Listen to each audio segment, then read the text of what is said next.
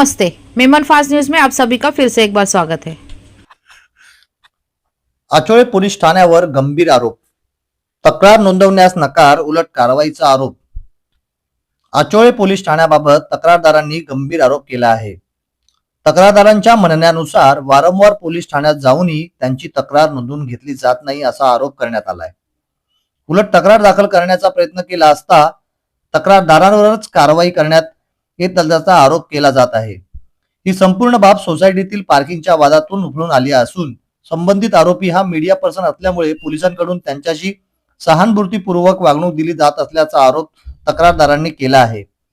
इतकेच नव्हे तर पोलीस महिला कर्मचाऱ्यांना सोबत घेऊन एजीएम सुरू असलेल्या मीटिंगमध्ये थेट तक्रारदाराला नेण्यात आल्याचा गंभीर आरोपही करण्यात आला। या प्रकारामुळे मानसिक त्रास सहन करावा लागत असल्याने तक्रारदाराचे म्हणणे आहे। या प्रकरणांमुळे पोलीस प्रशासनाच्या भूमिकेवर प्रश्नचिन्ह उपस्थित होत असून वरिष्ठ अधिकाऱ्यांनी या संपूर्ण प्रकाराची सखोल चौकशी करावी अशी मागणी तक्रारदारांकडून करण्यात आली आहे।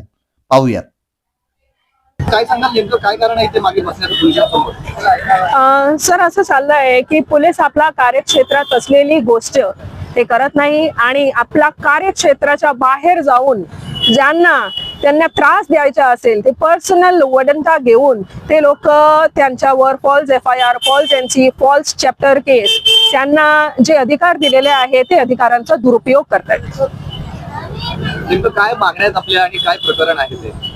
प्रकरण हे आहे की तुम्ही आचोळे पोलीस स्टेशन मध्ये एखादा कंप्लेंट घेऊन जाणार तर तुम्ही एकदा जाणार, तुम्हाला सांगेल उद्या या, नंतर या, तुम्ही असं 3 किंवा 4थ्या वेळी पोलीस स्टेशन मध्ये गेला ना, त्यांना त्रास होतो तुम्हाला तुमच्या परत येण्याबरोबर, तर ते काय करतात, तुम्हालाच एक आरोपी बनवून तुमच्यावर NC FIR दाखल करतात, चॅप्टर केस लावतात आणि तुम्हाला कामाला लावतात। कारण काय, मुद्दा काय आहे? कारण तुम्ही त्यांना काम करायला सांगतात, तुमच्यावर अन्याय झालाय आणि तुम्ही त्यांना सांगतात की मला न्याय द्या, माझी कंप्लेंट घ्या, तर तुमची कंप्लेंट घेणार नाही, तुमच्यावर कंप्लेंट टाकणार। हे प्रकरण आचोळे पोलीस स्टेशन येथे चाललंय।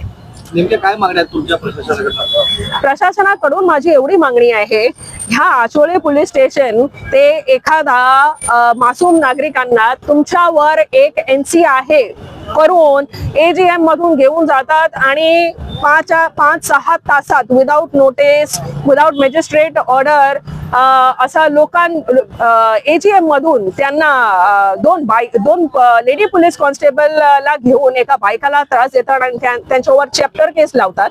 तर हे पोलिसांच्या अधिकार क्षेत्रात ह्यांना 151 CRPCचा उपयोग कसं करावं ह्या त्यांना ट्रेनिंग हवी आहे।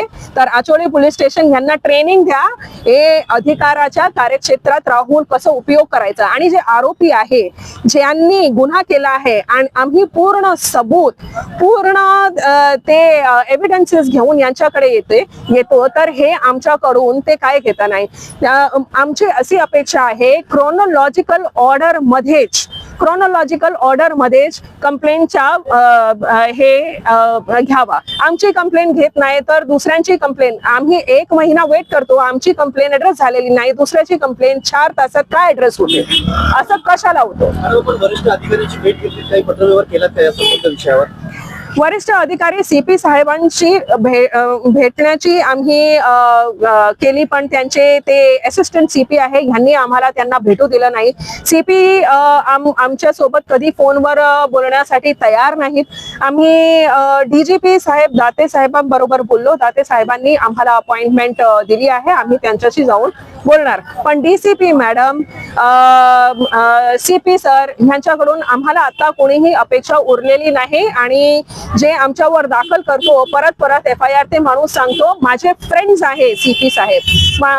DCP मॅडम ते 6 वाजता नंतर ऑफिस मध्ये काय करतात ते मला माहित आहे, म्हणून माझ्याकडे एवढी माहिती आहे, माझ्याकडे त्यांची एवढे लूप होल्स, वीक पॉइंट्स आहे, कारण तो माणूस मीडियामध्ये आहे, तर हे लोक माझ्यावर कधीही कंप्लेंट टाकणार नाही।